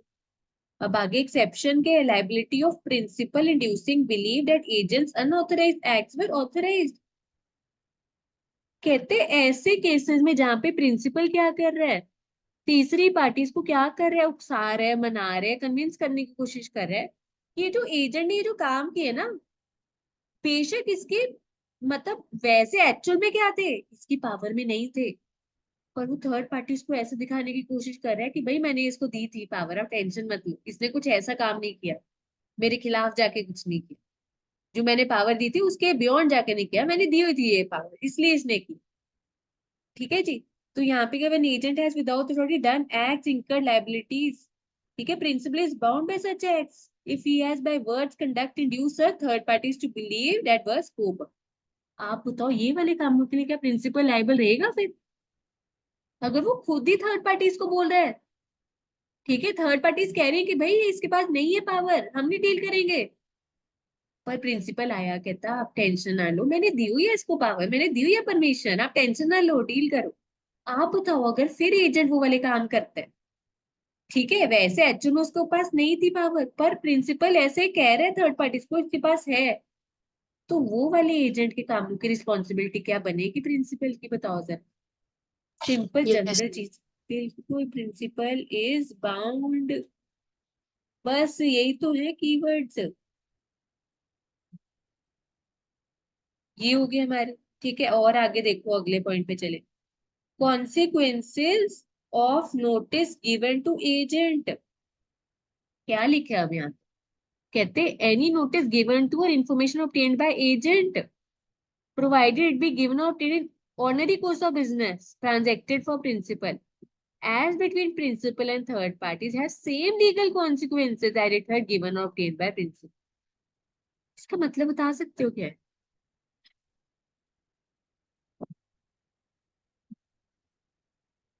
कहते अब प्रिंसिपल ने एजेंट को जिम्मेदारी दी है कि तू डील कर मेरे बिहाफ पे थर्ड पार्टीज के साथ। अच्छा, तीसरी पार्टीज के साथ डील करते करते अगर कुछ एजेंट को कोई जरूरी इंफॉर्मेशन पता चल गई, तो कहते वो ऐसे माना जाएगा जैसे प्रिंसिपल को ही मिली है वो इंफॉर्मेशन। ठीक है, तो मतलब वो प्रिंसिपल कह नहीं सकता बाद में कि भाई ये तो एजेंट को पता थी मेरे को नहीं पता था। ये ऐसे ही मानना जाएगा कि अगर एजेंट को इंफॉर्मेशन पता चली है, मतलब consequence notice given to agent, notice मतलब कोई इंफॉर्मेशन पता चली है एजेंट तो ऐसे माना जाएगा कि प्रिंसिपल को ही मिली है, मतलब प्रिंसिपल की नॉलेज में था। नॉन अगर एजेंट को पता है कोई चीज, ऐसा माना जाएगा प्रिंसिपल को भी पता है, ये बोला हुआ है। हाँ जी, समझ आया आपको? बोलो जी बोलो। तो ये बाद में ना प्रिंसिपल बोल नहीं सकता मुझे तो पता नहीं था, मुझे तो पता नहीं, कहते अगर एजेंट को पता है मतलब मान लिया जाएगा प्रिंसिपल को भी पता। समझ आया बच्चों यहाँ तक? Yes ma'am. Yes ma'am. ठीक है। ठीक है, अब आगे चलो। Principles liability for the agents fraud, misrepresentation और टॉर्ट्स। भाई अब अगर यहाँ पर क्या लिखे, एजेंट कुछ फ्रॉड फ्रॉड हेरा फेरी करता है या कुछ मिस रिप्रेजेंट करता है या टॉर्ट मतलब कुछ गलत मिलत चीजें करता है, ठीक है, तो क्या वो वाले कामों की प्रति भी मतलब वो प्रिंसिपल लायबल रहेगा? हाँ जी बताओ, क्या वो वाले कामों के प्रति भी क्या वो प्रिंसिपल लायबल रहेगा क्या? नो मैम। नहीं, अगर यहाँ पे एजेंट ही हेरा फेरी वाले काम कर रहा है, फ्रॉड मिस रिप्रेजेंट, मतलब ये हमने किया था ना पहले। फ्रॉड मतलब गलत, मतलब जान के दिखा रहे हैं। मिस रिप्रेजेंट में मतलब उसको लग रहा है सही है पर वो एक्चुअल में गलत है। ठीक है, टॉर्ट्स मतलब रॉन्गफुल एक्ट, गलत मतलब, तो उसके लिए यहाँ पर प्रिंसिपल नहीं रहेगा, लायबल, नॉट अफेक्ट प्रिंसिपल। ठीक है, तो ये देखो, ये कीवर्ड्स का ये फायदा होता है, लास्ट मोमेंट पे बस हेडिंग पढ़ा, ये पढ़ा बस, जो आपको फर्स्ट डे से बोल दी। ठीक है, अब आगे देखो। और अब आप क्या कर सकते हो लॉ के पेपर से पहले? वैसे तो देखो सेल्फ स्टडी बेस्ट होता है। ठीक है, अपना बुक से पढ़ना फटाफट फटाफट समझ के। ठीक है, अगर कहीं पे आपको लगेगा मेरे को तो बहुत टाइम लग रहा है, तो पता है क्या करना, रिवीजन वीडियोस मैंने एक जगह पे सारी इकट्ठी करके दे दी आपको। रिवीजन वीडियो लगाना, और बल्कि उसको थोड़ा फास्ट मोड में करके सामने बुक रखना, फटाफट अपना रिवाइज करते जाना वीडियो के साथ। अगर आपको लगा यार मेरे को तो इतने घंटे हो गए, मैं तो एक ही चैप्टर पे बैठा हूँ, पूरा सिलेबस करके जाने हैं हर सब्जेक्ट का, तो देखो कैसे स्पीडली कर सकते हो। ठीक है जी। हाँ, आगे personal liability of agent to third parties. अभी ऊपर प्रिंसिपल की लायबिलिटी देखी, अब हमने क्या देखनी है, एजेंट की लायबिलिटी क्या है थर्ड पार्टीज के प्रति। अभी ऊपर क्या देखी थी, प्रिंसिपल की क्या लायबिलिटी है थर्ड पार्टीज के प्रति। अब एजेंट की लायबिलिटी देखनी है थर्ड पार्टीज के प्रति। कहते हैं एजेंट ना पर्सनली लायबल नहीं हो सकता। एजेंसी में क्या बोला है, एजेंट प्रिंसिपल के लिए काम कर रहा है, तो एजेंट पर्सनली लायबल नहीं होगा। ठीक है, तो एजेंट को नहीं आप कर सकते, एजेंट के ऊपर केस कुछ नहीं कर सकते आप। ठीक है, प्रिंसिपल के साथ डील करो, आप प्रिंसिपल को करो केस कुछ अगर थर्ड पार्टी। अब कहते कुछ ना एक्सेप्शंस है यहाँ पर। एक्सेप्शंस मतलब एजेंट क्या हो जाएगा, पर्सनली लायबल हो जाएगा। ऐसे कौन से केसेस हैं वो देखते हैं। कहते हैं ये देखो, ये कीवर्ड है। कहते हैं अगर आपका प्रिंसिपल ही कहाँ पर है, फॉरेन में है। भाई यहाँ पे अगर डील करे हो तीसरी पार्टीज के साथ, तो तीसरी पार्टी विश्वास कैसे करे। ठीक है, अगर यहाँ पर इंडिया में रह के आपका प्रिंसिपल फॉरेन में, एजेंट इंडिया, आप इंडियंस के साथ कुछ तीसरी पार्टीज के साथ इधर कॉन्ट्रैक्ट में एंटर हो रहे हो, डीलिंग कर रहे हो। ठीक है जी, तो यहाँ पर जो आप डीलिंग कर रहे हो, जिनके मालिक प्रिंसिपल बाहर है, तो ये अज्यूम हो जाता है। ठीक है, कि मतलब यहाँ पे जो एजेंट है एक तरह से उसकी पर्सनल जिम्मेदारी भी आ जाती है ये वाले कामों के प्रति। समझ आई आपको, बोलो जी बोलो। Yes ma'am. ऐसा क्यों, क्योंकि तीसरी पार्टी फौरन थोड़ा ना जाएंगी प्रिंसिपल को लायबल ठहराने, वो फिर डील ही नहीं करेंगे। फिर ये वाले केसेस में एजेंट की जिम्मेदारी। दूसरा क्या है यहाँ पर, भाई आपने नाम ही नहीं डिस्क्लोज किया हुआ। भाई आप डील कर रहे हो तीसरी पार्टी के साथ, पर आपने कहीं भी नाम ही नहीं मेंशन किया हुआ अपने बॉस का, प्रिंसिपल का। उसका मतलब क्यों हो जाएगा, अगर आप अपने बॉस का नाम मेंशन नहीं करते मतलब आप सारी की सारी जिम्मेदारी खुद ले रहे हो फिर। अगर बॉस का नाम मेंशन करोगे मतलब आपकी, आपको छुटकारा मिल जाएगा जिम्मेदारी से, रिस्पॉन्सिबिलिटी से। आप यहाँ पे नहीं करे डिस्क्लोज, नाम नहीं मेंशन करे, मतलब आपके ऊपर आ जाएगी रिस्पॉन्सिबिलिटी, पर्सनल एबिलिटी। आगे क्या है, नॉन एग्जिस्टेंस या इनकॉम्पिटेंट प्रिंसिपल। भाई या तो प्रिंसिपल है ही नहीं, ठीक है जी, या प्रिंसिपल क्या है, इनकॉम्पिटेंट है। ठीक है, मतलब प्रिंसिपल की या तो डेथ होगी, अब है ही नहीं, नॉन एग्जिस्टेंस, या क्या बोलते हैं इनकॉम्पिटेंट है, मतलब माइनर है या अनसाउंड माइंड है। अगर आपके बॉस देखो क्या है, अभी ऊपर पढ़ा था ना हमने, who is eligible to become principal, वो साउंड माइंड मेजर होना चाहिए। पर अगर प्रिंसिपल आपका माइनर है, अनसाउंड माइंड का है, या उसकी डेथ हो गई है, उस केस में अगर एजेंट डील करे तीसरी पार्टी से, तीसरी पार्टी क्यों करेगी भाई, अगर उसको पता चल जाए प्रिंसिपल क्या बच्चा है, छोटा बच्चा है, दिमागी हालत ठीक नहीं, या डेथ होगी, अगर वो एजेंट पर्सनल लायबिलिटी देगा तभी डील करेगा ना। तो ये चीज है, दीज आर सम एक्सेप्शंस। और आगे देखो, प्रिटेंडेड एजेंट, नाम से काम का पता चलता है, नाम से ही मतलब पता चलता है, काम का पता चलता है। प्रिटेंडेड एजेंट मतलब जो एजेंट डील करे ना तीसरी पार्टी के साथ।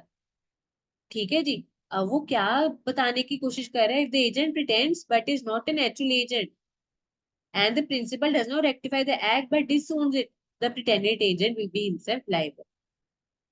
भाई एक बंदा है तीसरी पार्टी के साथ डील कर रहा है और ऐसे शो किया जा रहा है कि वो एजेंट ही है प्रिंसिपल, और प्रिंसिपल ने भी नहीं कुछ बोला और वो बंदा भी चुप है। तो भाई पहले ये देखो, अभी वो पहले किया था ना एजेंसी बेस्ड टॉपर, यहाँ पे आप ऐसा शो कर रहे हो कि एजेंट है, प्रिटेंड ऐसा कर रहे हो, प्रिटेंड मतलब ऐसा शो कर रहे हो, दिखावा ऐसा कर रहे हो कि आप एजेंट हो, एक्चुअल में नहीं हो।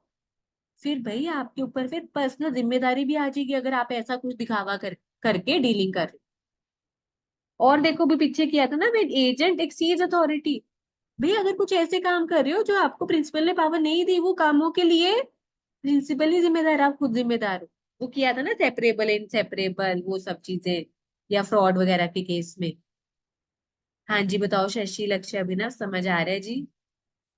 Yes ma'am. चल आगे चलते हैं।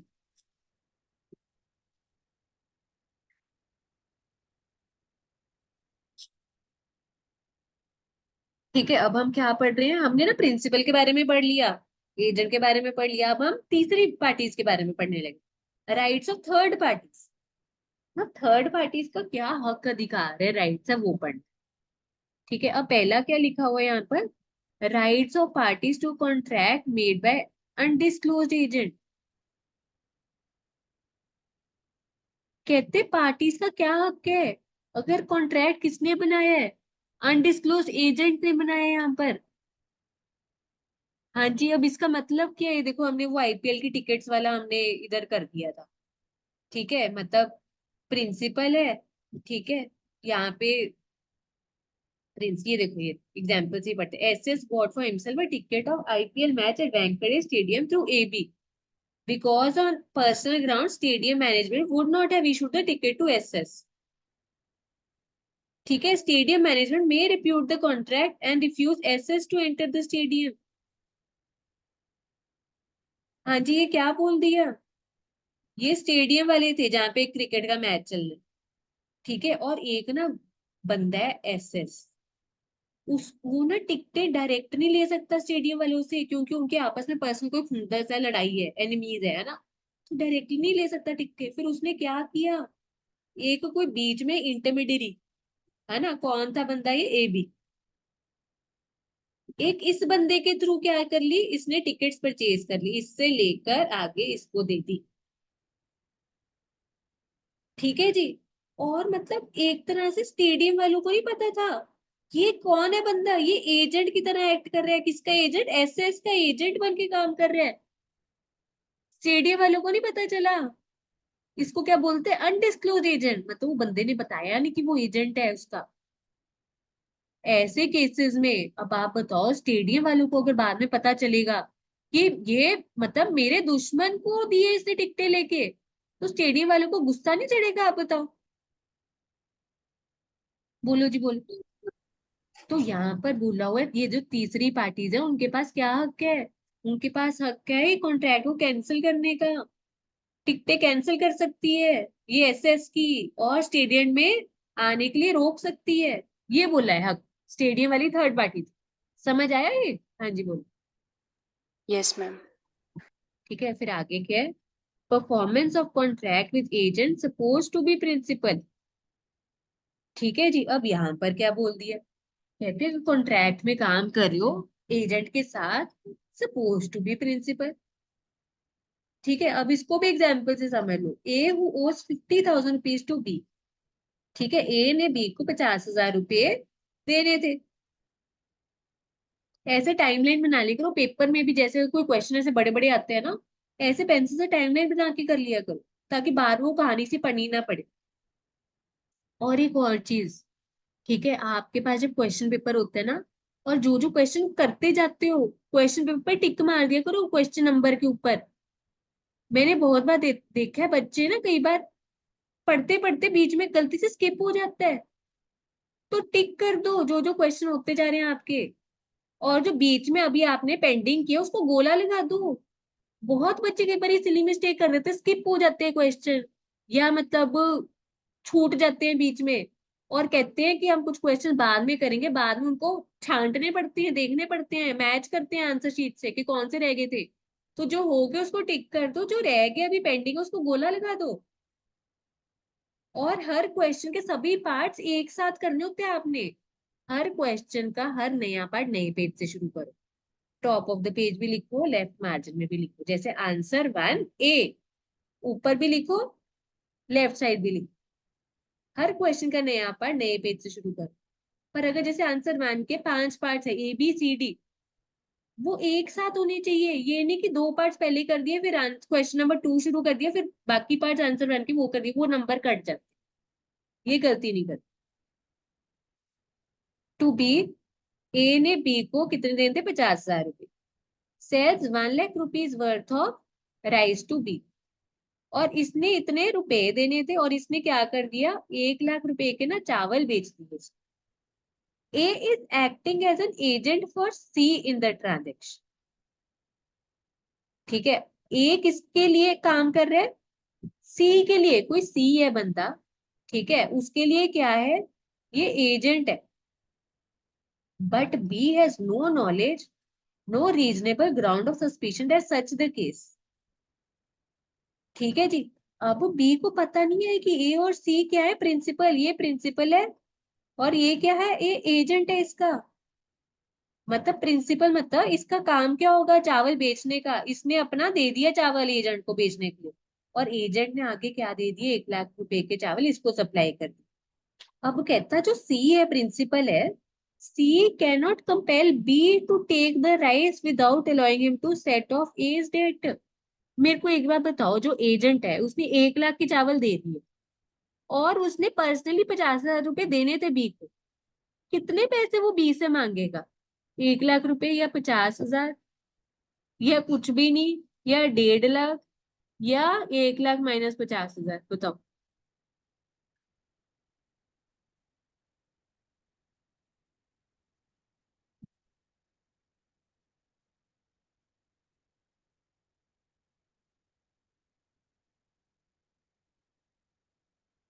सेट ऑफ करके 50,000। बिल्कुल, 1 लाख माइनस 50,000, ये 50,000 बी किसको दे देगा, ए को। अच्छा देखो, अब इसमें ये लिखा है performance of contract with agent suppose to be principal. B को पता नहीं था जो बंदा इसके साथ डील कर रहा है वो पी का एजेंट है। ठीक है, पी से सामान लेके उसने माल बेच दिया। अब कहते प्रिंसिपल ना बी को रोक नहीं सकता, किस चीज के लिए, सेट ऑफ करने के लिए। मतलब वो बी के ऊपर ये पाबंदी नहीं लगा सकता कि आपको 1 लाख रुपए ही देना पड़ेगा। भाई बी को क्या पता था कि वो जो ए है बंदा वो सी का एजेंट है। अगर पता होता तो अलग कहानी होती है, अब यहाँ पे उसको पता नहीं था। ठीक है जी, तो यहाँ पर अब वो रोक नहीं लगा सकता, बोल नहीं सकता कि 1 लाख रुपए ही दो। जो उनके आपस में पर्सनल डीलिंग हुई थी, 50,000 रुपए काट के वो बाकी दे दो, ये बोला। और यहाँ पे एजेंट ने डिस्क्लोज नहीं किया था कि मैं सी का एजेंट। ठीक है ना, अगर डिस्क्लोज किया होता तो कहानी अलग चल। समझ आया आपको ये, बोलो जी बोलो। Yes ma'am. अब आगे क्या लिखा हुआ है, option to third parties sue the agent और द प्रिंसिपल। ठीक है, तो अभी देख लो ये हेडिंग क्या है हमारी, तीसरी पार्टीज के पास क्या हक है। इधर स्टेडियम वाला एग्जांपल दिखा, इधर बी वाला देखा, ये तीसरी पार्टीज के साथ नुकसान ना हो। ठीक है, उनके लिए कुछ हक दिए हुए हैं यहाँ पर, राइट्स दिए हुए हैं। अब और क्या हक दिए हुए हैं, कहते हैं या आप एजेंट के ऊपर केस कर सकते हो, प्रिंसिपल के ऊपर। कब कर सकते हो, कहते right of person dealing with the agent personally liable. ठीक है, कहते अगर यहाँ पर जो तीसरी पार्टी डील कर रही है एजेंट के साथ, ठीक है जी, और एजेंट क्या है, उस काम के प्रति पर्सनली लाइबल है, तो यहाँ पर ना ये देखो हमने कहा था ना कि ये जो प्रिंसिपल एजेंट एजेंसी वाला रिलेशन है, प्रिंसिपल एजेंट को काम कहता है और एजेंट थर्ड पार्टी के साथ वो काम करती है, तो एजेंट जो भी काम करते हैं इसके बिहाफ पे कर, पर्सनली लाइबल नहीं होता। तो तीसरी पार्टी इसके साथ डायरेक्ट इसको केस कुछ कर सकती है, इसको ऊपर नहीं कर सकती। पर अभी पीछे पढ़ा था ना कि कुछ कामों के लिए एजेंट पर्सनली लाइबल हो, ये खुद भी जिम्मेदार होगा। तो कहते हैं ऐसे वाले कामों के लिए तीसरी पार्टी के पास हक आ जाता है कि चाहे वो इसके ऊपर केस कर दे चाहे इसके ऊपर केस कर दे। समझ आया? बोलो जी। हाँ जी मैम एक बार शशि फिर लक्ष्य। समझाना। हाँ, यहाँ पे हमने पढ़ा था ना, प्रिंसिपल एजेंट को अपॉइंट करता है और एजेंट थर्ड पार्टी के साथ डील करता है प्रिंसिपल के बिहाफ पे। तो कहते हैं इसको अपनी कोई जेब से नहीं भरपाई करनी होती या कुछ पर्सनल लाइबिलिटी नहीं होती। तो कुछ भी केस पोस करना है, जिम्मेदार ठहराना है, तीसरी पार्टी डायरेक्ट प्रिंसिपल को ठहराएगी, है ना, इसकी पर्सनल लाइबिलिटी नहीं होती। पर अभी ऊपर करके आया ना कि कुछ चीजों के लिए एजेंट पर्सनली लाइबल रहेगा। पर्सनल लाइबल मतलब तीसरी पार्टी प्रिंसिपल को तो ब्लेम कर सकती है, एजेंट को भी ब्लेम किया जा सकता है, उसके ऊपर भी केस किया जा सकता है। तो यही यहाँ पर बोला गया कि वो काम जो एजेंट कर रहा है जिसके लिए उसकी पर्सनल लाइबिलिटी भी, जैसे ऊपर किया नहीं था, जैसे अगर फ्रॉड फूड करता है, धोखाधड़ी करता है ना, तो उसके लिए हमने कहा था वो एजेंट रिस्पॉन्सिबल रहेगा, है ना। ये और भी चीजें की थी जिसमें हमने कहा था कि एजेंट की पर्सनल लाइबिलिटी होगी, ये वाले काम प्रति प्रिंसिपल नहीं लाइबल होगी। पर कहते तीसरी पार्टी का क्या कसूर, अगर वो एजेंट के साथ डील कर रहा है जिसमें एजेंट पर्सनली लाइबल है, तो यहाँ पे थर्ड पार्टी के पास क्या आ जाती है, ऑप्शन आ जाती है किसको जिम्मेदार ठहराने के लिए। चाहे प्रिंसिपल को जिम्मेदार ठहरा दे, चाहे एजेंट को, चाहे दोनों। ये बोला। इसको एग्जाम्पल से समझो। A enters into contract with B to sell him 100 bales of cotton. ठीक है जी, ए ने कॉन्ट्रैक्ट किया बी के साथ। ठीक है, A enters into contract with C to sell him 100 bales of cotton, ताकि ये इसको कितने कॉटन बेच दे, 100 बोरियां या जो भी बैग्स कॉटन की, ठीक है ना, सेल कर दे। And afterwards discovers that B was acting as agent for C. बाद में पता चला ये जो बी है किसका एजेंट था, सी का एजेंट था, मतलब सी प्रिंसिपल है और ये एजेंट। ठीक है, तो यहाँ पर जो ए है, ठीक है, जो पार्टी ए है जिसने माल सप्लाई किया था, तीसरी पार्टी मे सू, ठीक है, मे सू इधर बी और सी और both for the price of the cotton. अब यहाँ पे क्या बोला हुआ है, जो ए जो तीसरी पार्टी है यहाँ पर, भाई उसने माल दिया बी को। अब उसको नहीं पता था जो बी है सी का एजेंट है, कि मतलब सी नहीं बोला होगा बी को कि तू उससे माल खरीद। ठीक है, तो ए को अपने पैसे क्लेम करने हैं। अब वो पैसे क्लेम करने के लिए चाहे बी से मांगे, चाहे सी से मांगे, चाहे बी के ऊपर केस करे, चाहे सी के ऊपर केस करे, उसको उसके पैसे मिल जाएंगे। उसके पास हक है तीसरी पार्टी के पास, चाहे एजेंट से क्लेम करे, चाहे प्रिंसिपल से क्लेम। हाँ जी, ये समझ आ गई आपको? बोलो जी बोलो। Yes ma'am. चलो चलो, आगे क्या लिखा हुआ है, कॉन्सिक्वेंस ऑफ इंड्यूसिंग एजेंट और principal to act on believe that principal और agent will held exclusively liable. ठीक है, अब यहाँ पे क्या बोले, कहते हैं when a person who has made a contract with agent induces agent to act upon the belief that principal only will be held liable, or induces principal to act upon the belief that agent will only be held liable, he cannot afterwards hold liable the agent or principal respectively। ये देखो हमने यहाँ पर किया भी था example, जैसे ये प्रिंसिपल है, एजेंट है और तीसरी पार्टी ने ना एजेंट के साथ डील की और कॉन्ट्रैक्ट में एंटर हुए कि ठीक है हम ये सामान खरीद रहे हैं, जो भी हम डील कर रहे हैं, है ना, लेन देन कर रहे हैं, पर इसके प्रति ना, ठीक है, इसके प्रति लायबल कौन होगा? हाँ, इसके प्रति यहाँ पर लायबल कौन होगा? ये देखो एक बार प्रिंसिपल। ये, हाँ ये देखो, मैंने person who has made a contract with agent induces agent to act upon the belief that principal only be liable। कहते ये जो भी इसमें अगर कुछ गड़बड़ हुई, हम इसका कौन इसको जिम्मेदार, मतलब किसकी जिम्मेदारी ठहराई जाए, किसको ब्लेम किया जाए, किसके ऊपर केस किया जाएगा, कहते हैं हम प्रिंसिपल को ठहराएंगे। फिर बाद में तीसरी पार्टी का कुछ गड़बड़ निकलती है, कुछ लाइबिलिटी राइज होती है, वो एजेंट को नहीं ठहरा सकते, ये बोला है। दूसरा, और induces principal to act upon the believe that agent only will be held liable. यहाँ तीसरी पार्टी ने प्रिंसिपल के साथ डील की है और ये डिसाइड किया है कि इसमें कुछ भी गड़बड़ होती है हम ना एजेंट के ऊपर थोप देंगे, उसको ब्लेम करेंगे, उसके ऊपर केस करेंगे। तो बाद में तीसरी पार्टी प्रिंसिपल के ऊपर नहीं ब्लेम कर सकती है, केस कर सकती है, ये बोलो।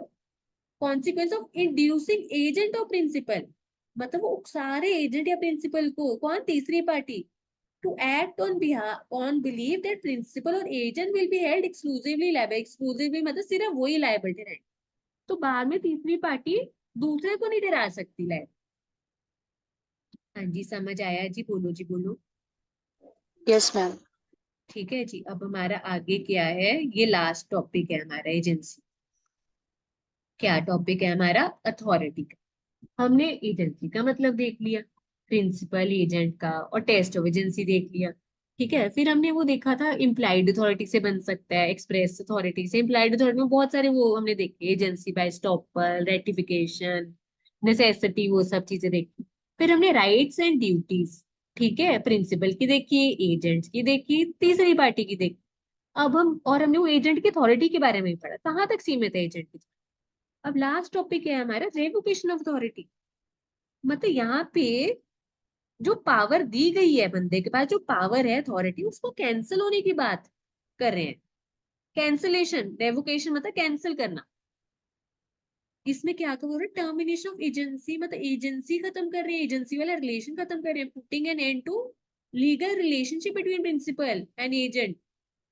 अच्छा, कहते हैं ये जो एजेंसी वाला रिश्ता है कैसे खत्म कर सकते हैं, ये तरीके बताए हुए हैं यहाँ पर। रेवोकेशन, पहला है रेवोकेशन, मतलब कैंसिल कर देना। कैसे कैंसिल होगा यहाँ पे? यहाँ पे प्रिंसिपल नहीं दी है ना पावर एजेंट को। ठीक है, तो यहाँ पे प्रिंसिपल क्या कर देगा? उसकी पावर्स अब कैंसिल कर देगा, मतलब छीन लेगा कि बस अब और नहीं दे रहे पावर। ठीक है, और कभी भी कर सकते हैं प्रिंसिपल रिवोक। रिवोक मतलब कैंसिल, कभी भी कर सकते हैं एजेंट की power before the authority has been exercised.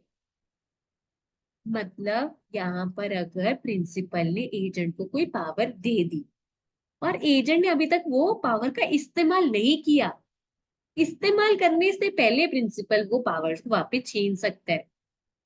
ठीक है जी। पर अगर उसने वो पावर्स का इस्तेमाल कर लिया, फिर नहीं आप वो रिवोक कर सकते, चाहे उसने पूरा का पूरा पावर को एक्सरसाइज कर लिया, चाहे पार्टली एक्सरसाइज। समझ आया आपको? बोलो जी बोलो। प्रिंसिपल कर सकते हैं any time before authority exercise, पर पार्टली एक्सरसाइज में वो नहीं कर सकता। देखो ये कीवर्ड्स हैं, इधर टिक लगा दिया, इधर काटा लगा दिया, सिंपल।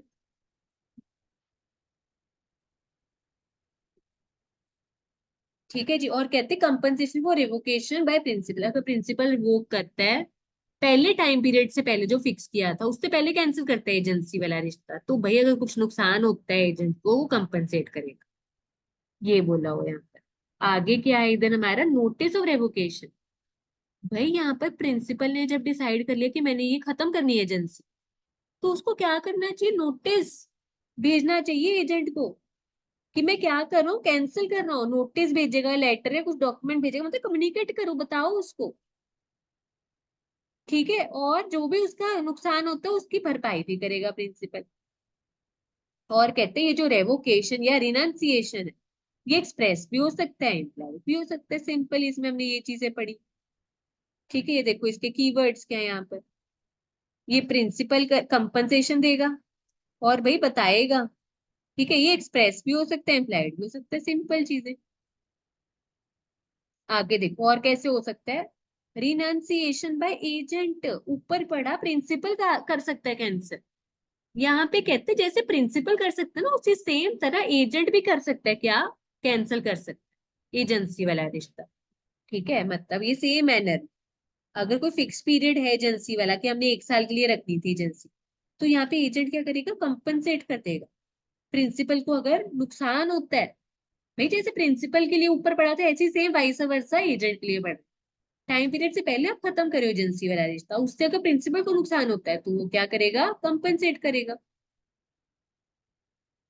ठीक है जी, और देखो यहाँ पे भी क्या दिया हुआ है, वो कीवर्ड्स दिए हुए हैं जैसे हमने ऊपर पढ़े थे। ये देखो यहाँ पर अब एजेंट करेगा। ठीक है, और जो नुकसान होता है उसकी भरपाई करेगा। और भाई नोटिस दो, बताओ उसको। ठीक है, कि हम क्या कर रहे हैं, कैंसिल करने लगे। कहते हैं agent announces without proper notice shall make good any damage. अगर बिना बताए आप कैंसिल कर रहे हो तो भी आप, अगर उसको कुछ नुकसान होता है, फिर उसकी भरपाई भी आपको करनी पड़ेगी। ये बोला हो। आगे क्या है? Completion of business. फिर जिस काम के लिए बनी थी एजेंसी, वो धंधा ही खत्म हो गया, वो काम ही खत्म हो गया। Agency automatically end by operational law terminate when business is completed. मतलब उसने 100 जूते देने थे, प्रिंसिपल ने 100 जूते दे दिए एजेंट को, और एजेंट ने बेच दिए 100 जूते। काम खत्म, धंधा खत्म, एजेंसी खत्म, सिंपल। डेथ या इंसेनिटी मतलब या प्रिंसिपल या एजेंट की क्या होगी, डेथ होगी, या उनकी दिमागी हालत खराब होगी, तो ऑटोमेटिकली एजेंसी वाला रिश्ता खत्म। या प्रिंसिपल क्या हो गया, प्रिंसिपल का दिवाला निकल गया, ठीक है, तब भी एजेंसी खत्म हो जाएगी। ऑन एक्सपायरी ऑफ टाइम, ठीक है। अच्छा, जैसे कई बार टाइम पीरियड फिक्स किया होता है, जैसे 1 साल के लिए हम एजेंसी वाला रिश्ता रखेंगे, ठीक है, मैं तुझे जूते दूंगा, तू बेचेगा, तो 1 साल खत्म होने पे वो एक्सपायरी डेट पे ऑटोमेटिकली एजेंसी वाला रिश्ता खत्म हो जाएगा। ये कंप्लीशन ऑफ बिजनेस और एक्सपायरी ऑफ टाइम में क्या फर्क है? कंप्लीशन ऑफ बिजनेस मतलब उसने बोला था कि 100 जूते बेच दे, जब बेच देगा खत्म, तब खत्म हो जाएगी ऑटोमेटिकली। हाँ जी, ये समझ आया सबको? बोलो जी बोलो। Yes ma'am. ठीक है, अब आगे पढ़ रहे हैं हम। Then agency is irrevocable. अभी ऊपर पढ़ा रेवोकेबल मतलब कैंसिल कर सकते हैं। कौन कौन से केसेस है वो पढ़ ली, कहते कब इसको कैंसिल नहीं कर सकते। इरेवोकेबल मतलब नॉन कैंसिलेबल। कहते when agent is personally interested in the subject matter of agency, agency becomes irrevocable. कहते जब वो जो प्रिंसिपल ने काम दिया एजेंट को करने के लिए, और एजेंट वो कर रहा है तीसरी पार्टी के साथ, और जहां पे उसका पर्सनल कुछ फायदा खुद का भी है एजेंट का, तब आप एजेंसी वाला रिश्ता नहीं कैंसिल कर सकते, क्योंकि अगर कैंसिल करोगे उसमें एजेंट का भी नुकसान हो जाएगा। अब इसका बेस्ट एग्जांपल देखो, हमने किया था, क्या किया था, प्रिंसिपल ने ना एजेंट रखा हुआ, ए ने बी को अपना एजेंट रखा हुआ, ठीक है जी, और ना जो भी वो काम करवा रहा है बी से, पैसे देने पड़े हैं ए को ना, ए ने देने हैं बी को, अपने एजेंट को पैसे, कितने, इतने ड्यू पड़े हैं, खड़े हैं देने के लिए एजेंट, ठीक है। ए ने क्या कहा, कहता ये जमीन है मेरी, बी तू बेच दे, ठीक है, बेचने के बाद जो भी पैसा आएगा ना, तो उसमें से अपना पैसा जो मेरा पास पेंडिंग पड़ा है वो काट के बाकी दे दी। तो बी ने क्या किया, यहाँ पर 10 लाख की जमीन बेची, 1 लाख अपना उसमें से रखा, काट के बाकी 9 लाख दे दिए। अब मेरे को बताओ, ये वाली ट्रांजेक्शन में जो लैंड बेचनी थी, अब यहाँ पे जो ये लैंड बेचनी थी किसको, किसी तीसरी पार्टी को, ये वाली ट्रांजेक्शन में जो अब ये एजेंट बेचेगा तीसरी पार्टी को, सेल करेगा, उसमें क्या एजेंट का पर्सनल खुद का इंटरेस्ट था? बोलो जी। और कैसे था अगर है? बोलो जी बोलो।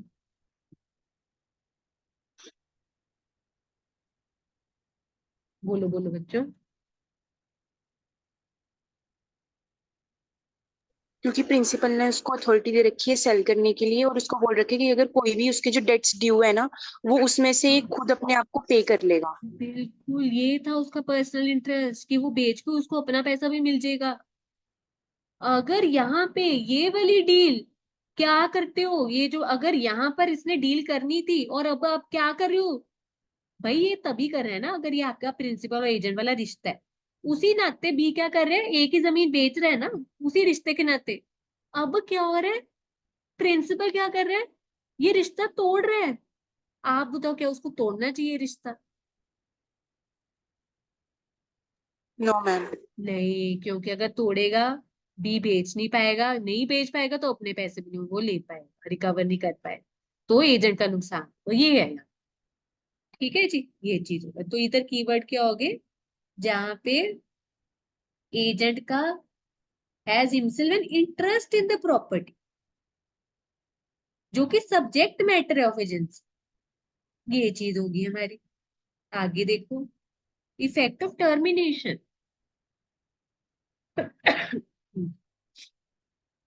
कहते हैं अगर हम एजेंसी वाला रिश्ता खत्म करते हैं, उसका असर क्या होता है, उसका असर क्या होता है, कहते हैं when termination of agent's authority takes effect as to agent and as to third parties, ठीक है। टर्मिनेशन का कहते हैं termination authority of agent does not so far as regards the agent take effect before it becomes known to him. so far as a third person before it becomes known to them। ये क्या लिख दिया बताना जरा।